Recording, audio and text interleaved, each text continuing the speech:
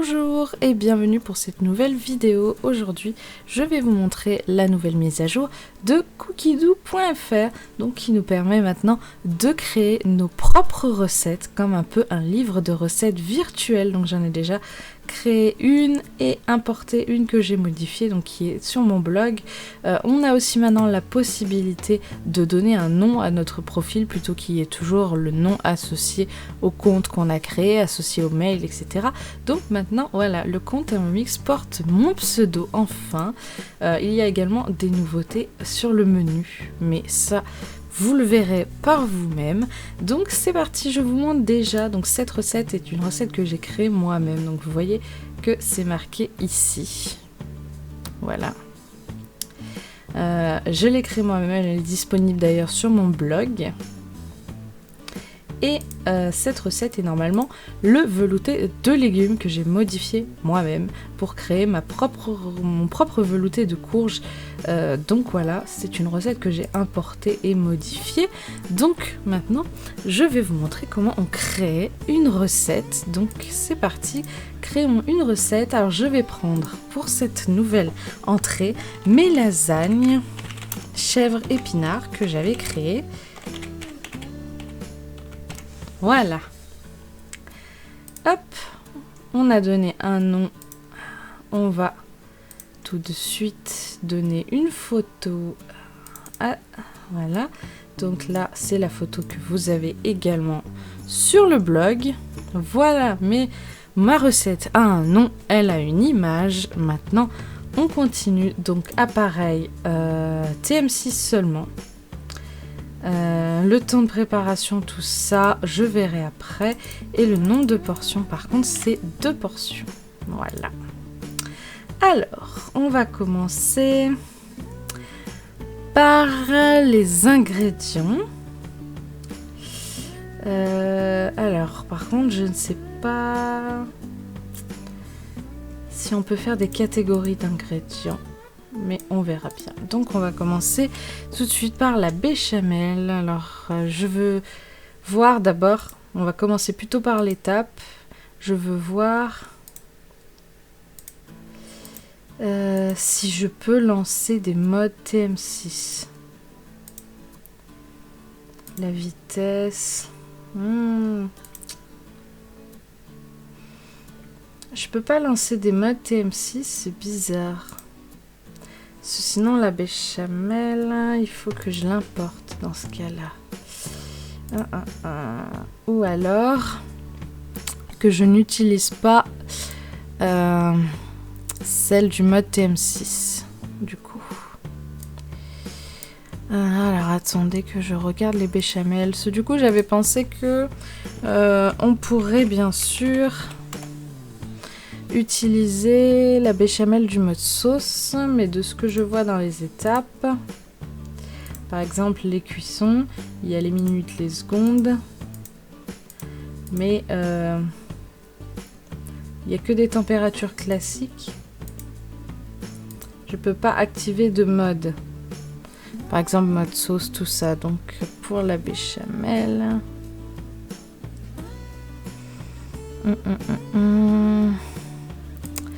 je vais filtrer. Vous voyez pas ce que je fais parce que j'ai une autre page ouverte de l'autre côté. On va prendre une béchamel qui est bien notée. Je cherche une sauce béchamel, hein, ne vous en faites pas. On va prendre 5 ou 4 étoiles. Voilà. Béchamel express. Tiens, par exemple, on a quoi? Beurre, farine, lait. Ouais, c'est à peu près les quantités de l'autre côté. Donc voilà, on va commencer du coup par la béchamel.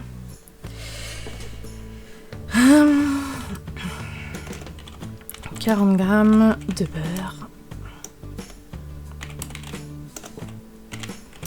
coupé en morceaux. Voilà. Ok, ensuite on a 40 g de farine de blé. Voilà. Hop, suivant, on a 500 g de lait. C'est vrai que moi j'aurais eu tendance à marquer millilitres. Ah, j'ai oublié un gramme ici. Voilà. Ok, suivant. Alors j'ai remarqué sur les recettes qu'ils mettaient un espace entre le chiffre et le gramme. Bon, on va faire pareil, hein, on va être... Voilà, alors une demi-cuillère à café de sel. Demi-cuillère à café de sel. Hop. Oh, je peux faire entrer, tenez. Voilà, pour passer en dessous. Hop, on fait entrer, c'est trop génial. Et deux pincées de noix de muscade.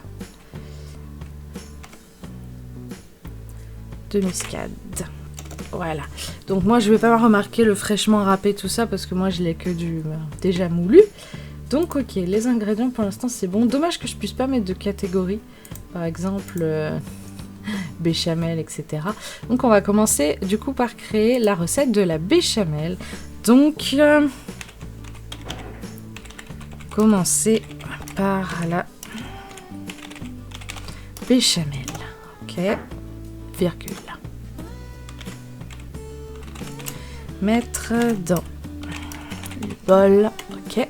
Et donc là, la petite fonction qui est très marrante, c'est qu'on a directement à mettre ingrédients. Donc mettre, ok, 40 g de beurre coupé en morceaux.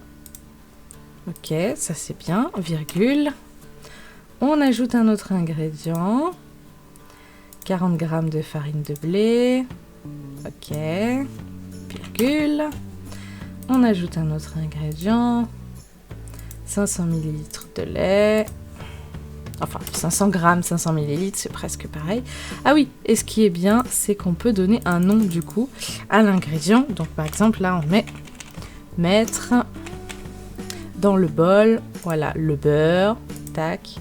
Là on marque la farine. Ah oui, c'est vrai. Ok, et là on a le lait, voilà. Et quand on cliquera sur l'écran, en fait, vous aurez juste ça d'afficher, finalement. Et il faudra cliquer sur chaque ingrédient qui va vous afficher une balance avec ce descriptif-là. Et après, ce sera à vous, voilà, de tac, tac, tac. C'est très simple, je l'ai fait avec ma soupe, mon velouté de courge hier soir. C'est assez original comment ça marche, c'est pas du tout comme les autres. Donc voilà, là... Et là, on va marquer le sel. Ok. Virgule. On ajoute un autre ingrédient. Le poivre. Ok. Et là, on va marquer le poivre. C'est vrai que poivre était déjà marqué. Et... et... On ajoute un autre. Voilà, la muscade. Donc, on va marquer, voilà, la noix de muscade. Ok. Donc là, c'est pour, voilà, la première étape, la béchamel. Point. Mettre le couvercle. Après, ça, je peux faire dans la deuxième étape, par contre, ce qui est pas mal. C'est que la première étape, on met les ingrédients. Voilà. La deuxième étape, on peut le faire en 2 fois, ça sera mieux pour une recette créée. Mettre le couvercle et le gobelet. 2 heures et cuire. Hop, et maintenant ça va être la fonction de cuire. Donc dans la recette de béchamel que j'ai là à côté, il me dit 7 minutes à 90 degrés à vitesse 4. Ok. Donc cette béchamel est notée combien? Elle est notée 4,7. Donc apparemment c'est une très bonne recette de béchamel. Donc je valide. Voilà. Donc ma béchamel est programmée. Voilà. La béchamel, tout ça. Commencer par la béchamel. Mettre dans le bol le beurre, la farine. Ah, beurre, j'ai mis, il y a une majuscule. Majuscule au milieu de la phrase est inutile. Donc Et là aussi, ça a mis une majuscule. Non, mais c'est dingue, ça. C'est peut-être moi qui l'ai fait sans faire exprès. Le beurre, la farine, le lait, le sel, le poivre, la muscade. Voilà. Mettre le couvercle et le gobelet doseur et cuire. Voilà. Ok. Et après, mettre dans un récipient. Alors, je sais plus si les récipients, ça s'écrit comme ça. Non, c'était un E. Voilà. Et conserver.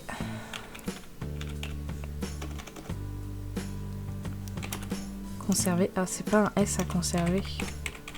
Ouais. Conserver au chaud. Voilà. Mettre dans un récipient et conserver au chaud. Point. Là, déjà, on a notre béchamel de fête. Hop, une nouvelle étape. C'est laver. J'ai fini, oui. Laver au chaud. Voilà. Laver le bol. Je fais n'importe quoi. Laver le bol. Voilà. Donc on va faire une étape qui va être, ok, on lave le bol. Ensuite, on va passer à la partie du coup épinard. Donc voilà, je suis sur mon deuxième écran, vous voyez pas. Donc là, j'ai ma recette que j'ai affichée sur mon deuxième écran, j'ai affiché du coup mon blog. Donc on a à peu près 600 ml de béchamel à peu près. C'est très très bien. Du coup, maintenant, on va passer à la partie épinard. Donc mettre dans... Ah oui, donc là, il faut ajouter un nouvel ingrédient. On va marquer 500 g d'eau, parce que pour les cuissons vapeur, il nous faut 500 g d'eau. Et les épinards, que je regarde sur le blog, 2 ou 3 grosses poignées d'épinards.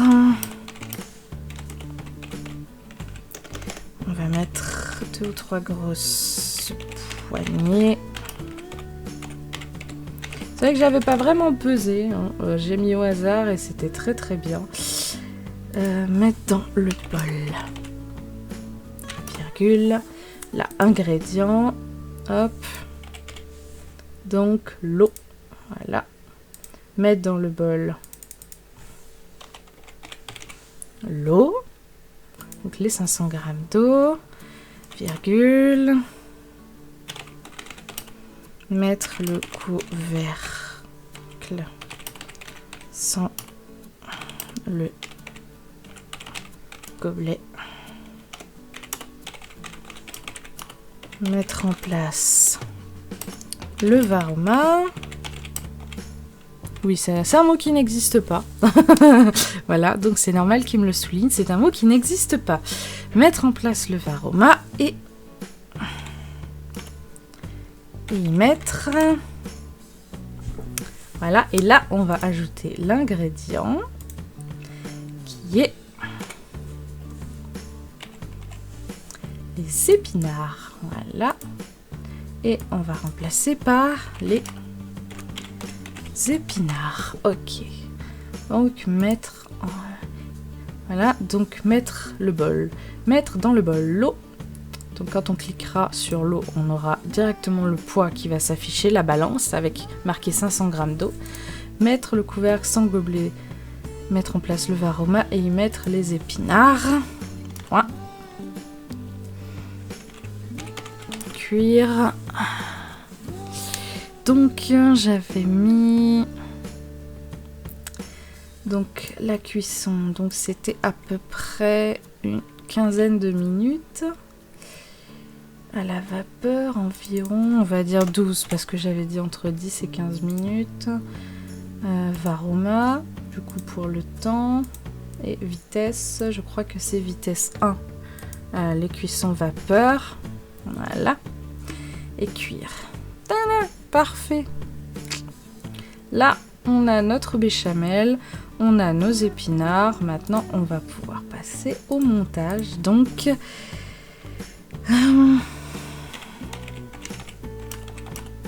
ah, j'ai oublié la majuscule.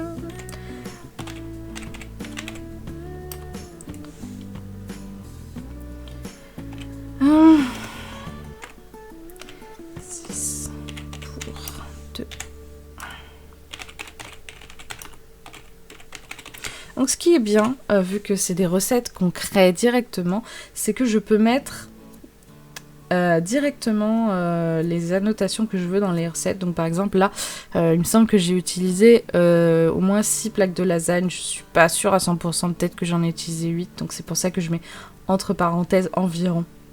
Voilà. Moi j'ai utilisé un plat gratin petit, donc qui rentre 2 plaques de lasagne en largeur. Ça rentre 2 plaques de lasagne au fond du plat. C'est que pour 2, c'était pour 2 repas. Donc si vous faites plus, ben, c'est pareil, hein, vous multipliez. Voilà, si vous mettez plus d'épinards du coup, bah, vous augmentez un petit peu, au moins 15 minutes. Mais bon, ça on verra dans le descriptif. Donc du coup, là, notre béchamel est prête et elle tient au chaud du coup dans un plat. On a nos épinards qui sont cuits. Donc, maintenant que nos épinards sont cuits, on va prendre... Donc, on va commencer le montage. 2 points, mettre un peu de béchamel au fond du plat. Au fond d'un plat à gratin étalé. Voilà. Ensuite, donc là c'est les étapes de montage. Béchamel étalé. Je pourrais copier directement ce que j'ai écrit sur le blog. Hein. Mettre une plaque de lasagne. Non mais c'était 2 d'ailleurs.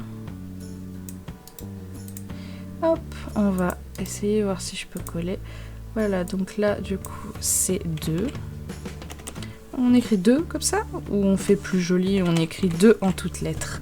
Mettre 2 plaques de lasagne, remettre de la béchamel. Point. C'est bien parce que j'ai le bloc juste à côté.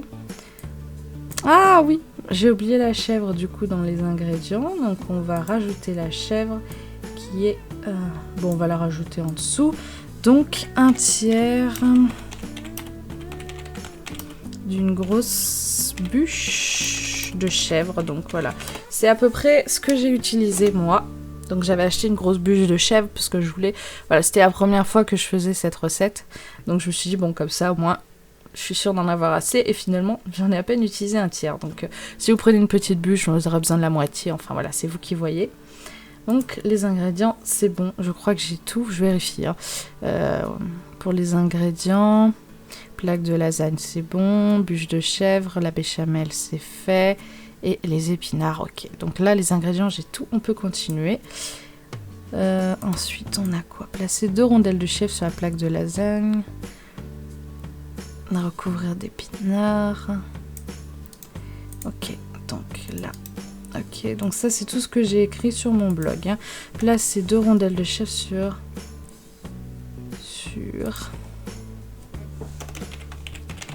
chaque plaque de lasagne, puis recouvrir d'épinards. Ah, peut-être que c'était une seule plaque, là. Bon. Non, il y en a bien eu 2. Non, il n'y en a eu qu'une. Non, je crois qu'il n'y en avait qu'une seule plaque de lasagne. J'en avais mis qu'une seule, il me semble. Je vais remettre ce que j'avais marqué, 4 ou 5 pour 2 personnes environ. Oui. C'était bien une plaque de lasagne que j'avais mis au fond. Oui, c'est ça. J'ai cru que j'en avais mis 2, mais non. Alors, non, c'était ça. Autant pour moi. Alors, donc du coup, mettre un peu de béchamel au fond du plat, étaler, mettre une plaque de lasagne, remettre de la béchamel, placer 2 rondelles de chèvre sur la plaque de lasagne, puis recouvrir d'épinards. Un peu de béchamel sur les épinards et on finit par une plaque de lasagne qu'on recouvre de béchamel. Ok. Donc ça, c'est une étape. Ensuite, étape suivante. Répéter l'opération jusqu'à épuisement des ingrédients. Voilà. Et finir par une bonne dose de béchamel. Donc moi, je crois que j'avais dû faire 3 étages, il me semble. 2, 3, ouais, j'ai dû utiliser peut-être 4 plaques, je sais plus. Voilà. Et ensuite, on finit par le four. Donc, mettre au four... Ah oui. Donc, une chose que j'ai oubliée d'ailleurs. 7 minutes pour la béchamel. Ouais. c'est que j'ai oublié de mettre de chauffer le four. Et préchauffer le four à 180 degrés. Donc celui-là, on va l'incruster où? Avant le montage. Parce que le temps de faire le montage, il y a largement le temps que ça chauffe. Voilà. Donc le temps de faire le montage, tout ça, etc. Ça chauffe nickel. Ok, donc ensuite, mettre au four pour environ 30 à 35 minutes ou jusqu'à ce que ça soit doré. Voilà, et ensuite, servez. C'est prêt, voilà. C'est comme ça que j'aime finir les recettes. Donc voilà, on a tout dans notre petite recette. On a les ingrédients, normalement j'ai rien oublié. On a la béchamel, on lave le bol, les épinards. Voilà, et j'ai même pas dit quoi faire des épinards d'ailleurs. Vider le bol et mettre le varoma de côté. Voilà. Et moi j'ai pris directement dans le varoma avec une grosse cuillère à soupe les épinards. Mettre le varoma de côté et ensuite on commence le montage avec les épinards dans le varoma, ça évite de salir encore un plat pour rien. Et voilà, donc là c'est bon, j'ai fait le titre, l'image, les étapes. Donc du coup, on va calculer maintenant les temps de préparation. Donc techniquement, on a quoi comme temps de préparation? Le temps de préparation, c'est sortir les ingrédients, éplucher, couper, etc. On va dire quoi? Allez, on va dire 10 minutes. Le temps par exemple de laver les épinards, de sortir tout le reste, on va dire, allez, 10 minutes. Temps de préparation. Et encore, c'est exagéré. Hein. C'est vraiment... voilà, le temps total. Donc on ajoute ces 10 minutes. Ça fait 17, 18, 19, 29, on va dire à peu près 30 minutes. Et plus le temps de montage. 30 minutes, on va dire... temps de montage, j'ai bien mis 10 minutes. 40 minutes. 40 minutes. Plus les 35. Ça fait environ... Alors 40 minutes plus 20, ça fait 1 heure. On va bien dire 1h10, 1h15 au moins. Au moins 1h10. Au moins. Donc du coup, vu qu'on ne peut pas mettre de mode sauce dans les recettes créées, on ne peut pas mettre de mode Thermomix, c'est bizarre. Donc du coup, c'est faisable aussi avec le TM5, bien entendu. Voilà. Alors, les conseils ou astuces, qu'est-ce que je pourrais dire? Qu'est-ce que je pourrais mettre comme conseil ou astuce?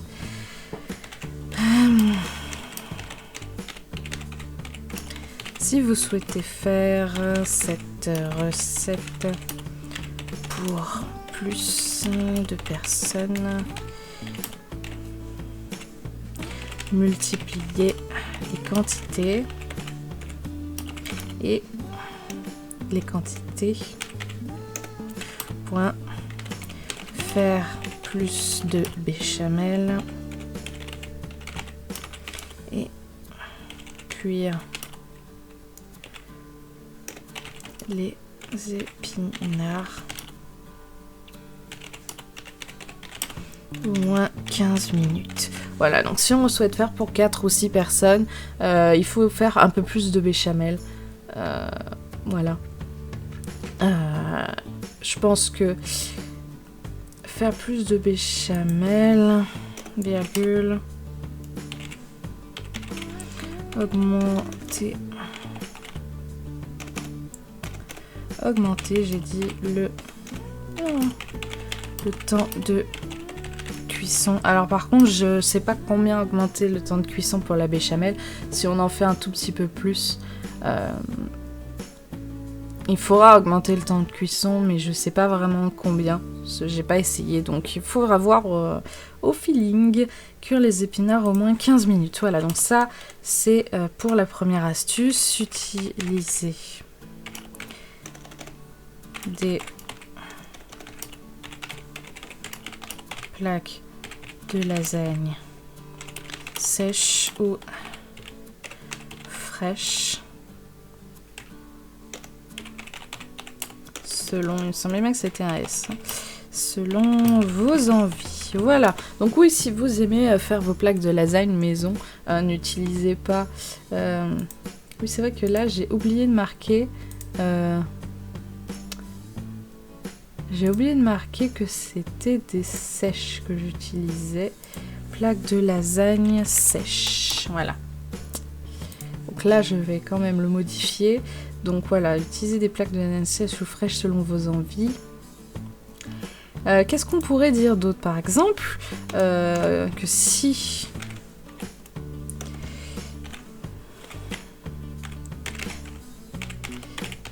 vous n'aimez pas la chèvre, à remplacer le fromage de chèvre par un autre fromage. Qu'est-ce qu'on pourrait remplacer, par exemple, de la mozzarella? Ricotta, ça marche aussi, même si j'en ai jamais mangé. La ricotta, ça s'écrit pas comme ça, il y a peut-être 2 C. Ah non, 2 T. Mozzarella, ricotta. Par quoi on pourrait remplacer la chèvre? Par exemple, quelqu'un qui n'aime pas la chèvre pourrait le faire avec, oui, avec de la mozzarella, ça marcherait aussi. Ce serait juste beaucoup plus liquide. La mozzarella, un fromage qui rend beaucoup d'eau. Donc ça rendrait énormément d'eau dans le plat, mais ça le ferait aussi. Après, des fromages comme l'emmental, tout ça, ça marcherait pas hyper bien. Le comté, non, ça marcherait pas. Ben, je vois pas trop.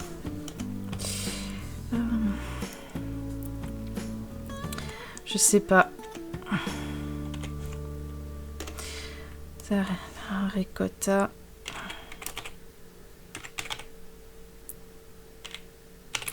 Par exemple, voilà.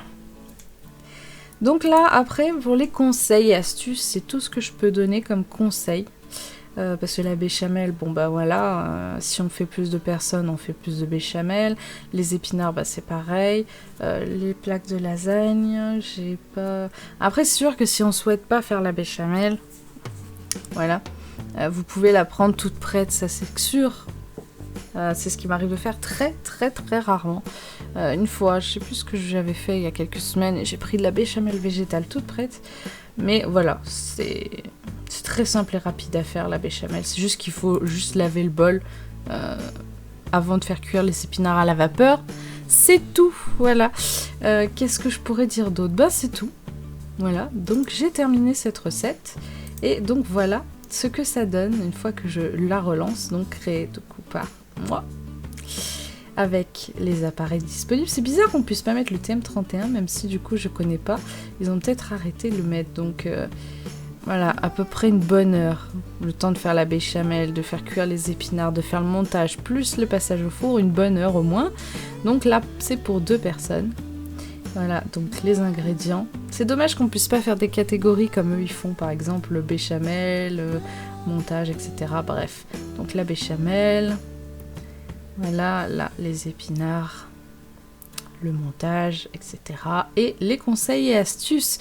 Voilà, du coup, pour créer ses propres recettes. Donc, comme vous pouvez le voir, on peut en créer jusqu'à 100 recettes.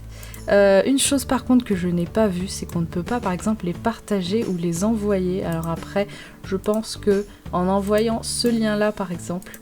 Voilà, voilà. Donc vous voyez pas, mais dans la barre internet tout en haut, là, quand j'ouvre ma page, il y a un lien qui s'affiche. Donc par exemple, en envoyant ce lien sous cette vidéo et même les autres liens, peut-être que vous pourriez, par exemple, importer cette recette dans vos créations si ça vous intéresse. On va essayer, voilà.